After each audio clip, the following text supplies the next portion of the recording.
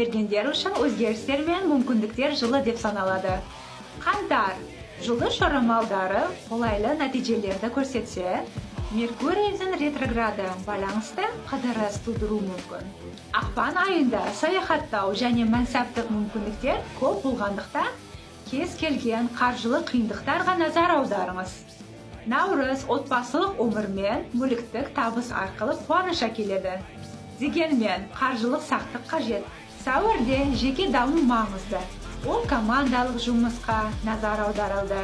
Ал мамыр қарым-қатынас пен мансаптық өсу үшін жақсы болады. Тіпті тым көп шығындардан аулақ болады. Маусым мансап үшін сәттілік айы. Бірақ ақша мен отбасы қадағалаңыз. Күшке толы шілде айы мансаптық серпіліс әкеледі.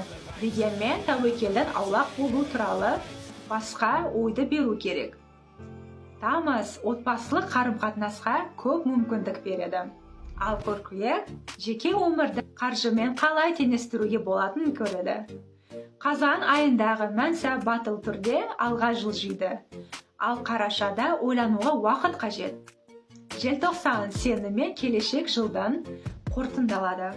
Мергендер үшін қаңтар айы бұл 10 қозғалыстың тең бөліктері және жол бойындағы бірнеше қылып. Пешкедегі күн сіздің мансабыңыздағы, қаржыңыздағы немесе тіпті денсаулығыңыздағы тәртіпті жоспарлауға қатысты. Меркурийдің ретрограды түймелеріңізді басу мүмкін. Өйткені ол сіздің қыдырыстеріңізге және қате байланыстарыңызға шыдамдылық танытады.